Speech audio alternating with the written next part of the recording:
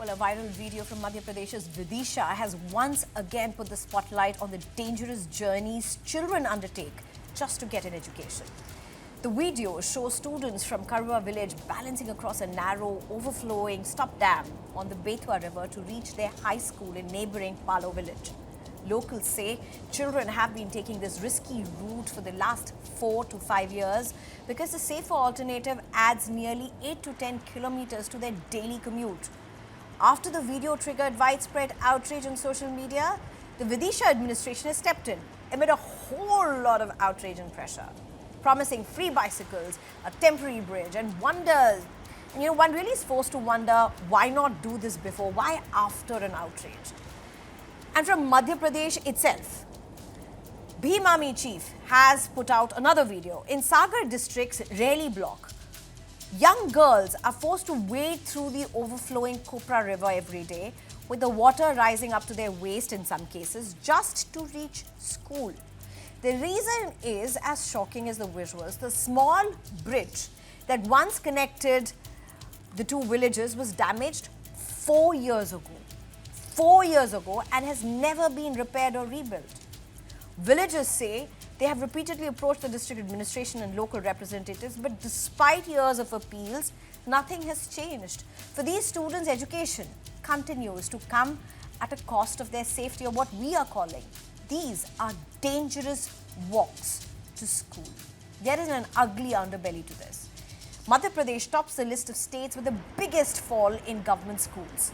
Madhya Pradesh dropout rate in students in classes 9 to 11 is still at double digit with 11%. Fifth in India after Karnataka, Chhattisgarh, Gujarat, Jammu and Kashmir. I'm being joined by Dr. C.B. Sharma, who's an educationist. Thank you very much, sir. Thank you so much for joining us on this issue, sir. This is my privilege. Thank you. This is heart-wrenching at so many levels, You have kids who are jumping the dam, who are hopping the pillars of the dam to be able to reach their school. You have young girls who are wading through rivers, and we're talking about 2026. And we're talking about an administration that's got into a frenzy of action, promising free bicycles, promising a bridge. That could have been done very easily before. Look, we'll have to look into the history of education in Madhya Pradesh. Madhya Pradesh was the first state to announce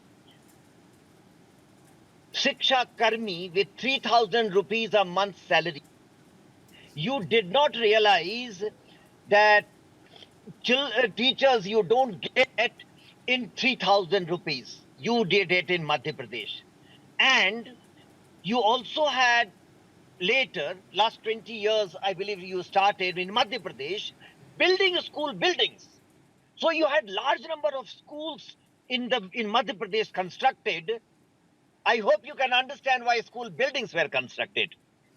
It's good money. You dole out tenders. So what happened, we need to understand, you had no respect for children and education. You wanted to construct buildings. Don't appoint teachers. You appointed Shiksha Karmi and gave them 3,000 rupees. The result was you had large number of school buildings with no children. The average size of a school today is 125 children and 22 child per teacher in Madhya Pradesh. But don't forget, we had promised the nation and children of this nation that we'll give you a primary school for up to class 5 at an average distance of 1 kilometer. And a senior, elementary school till within 5 kilometers, and a secondary school within 8 kilometers. We did it, but the result was that you did not maintain quality. So you will have to understand that government schools are bereft of quality because you don't have quality teachers. You appointed Shiksha Karmi, and then you have all the nepotism in teacher appointment. You have seen what happened in Jharkhand, teacher appointment. You have seen what happened in Haryana, and recently you know what is happening in West Bengal. The former education minister is under inquiry and ED and blah, blah, blah. you will have to realize that when you don't construct good schools, have good schools with good teachers, children don't study there. And then you lose your attention on them. We educationists have been raising a voice about school buses. Government schools are suffering because children cannot commute to government school. Look at any small private school. They will arrange a transport for whatever cost. Don't forget, even poor people are ready to pay for their education, the education of their children, provided you provide good quality education. And they understand. Don't tell me that they don't understand the difference between quality education and no quality education. So those who are even daily wagers send their children to private school, which arranges transport. If you want children to come to government school, and many of us educationists have raising this voice that please arrange government transport for children if you want government schools to be maintained. Two issues that I would like to highlight. You constructed buildings. Everybody understands why government is so interested in constructing school buildings. But then you did not appoint teachers. And when you appointed teachers, you appointed sub-quality teachers for a kickback.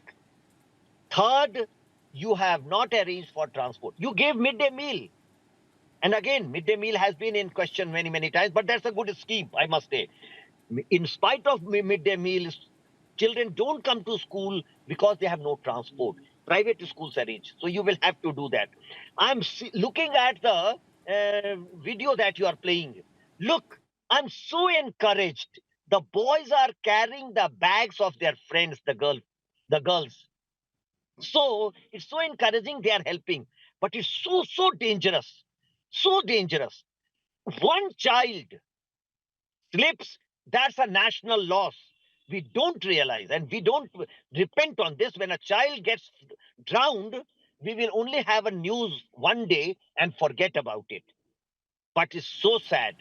I think from your show and this discussion, the government will wake up. The Madhya Pradesh government especially will wake up and arrange transport for students studying in government schools. Without that, you wouldn't have children coming to school. I am very happy that this program has been taken up.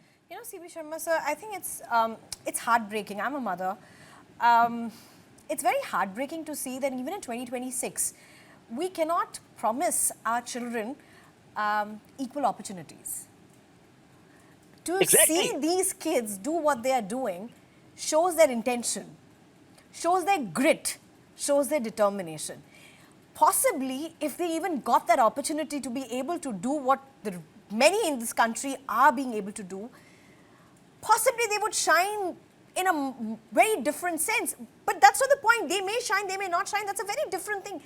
It's just the sheer lack of an opportunity in 2026 in India, despite schemes and schemes and schemes and schemes and schemes. Look, you have raised a very, very important question. I'm an educationist who has been raising this voice. After independence, you should have taken up primary education. The first commission on education was Radhakrishnan Commission on Higher Education. Before independence, the major issue that we raised before the Britishers was that you ruined our primary education. You don't give primary education the due it deserves. And you forgot when we got freedom.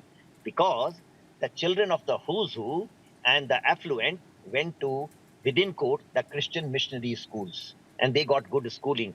So we forgot after independence that we need to develop and improve the quality of government schools. This happened right up to 1990 when you had Jomtian. But still you don't have that because children of the affluent, the rich, the who's who don't go to such schools. So you are not worried. Professor C.B. Sharma, completely hear you. Just our little simple efforts to ensure that this doesn't fall off just a headline. And we just hope the government takes note of this. Thank you very much for joining us, for raising your voice. All governments across the country. Absolutely. Not only Madhya Pradesh, central government and all states. Absolutely. Thank you so much. Thank you so much, Professor. Thank you. My privilege. Thank you.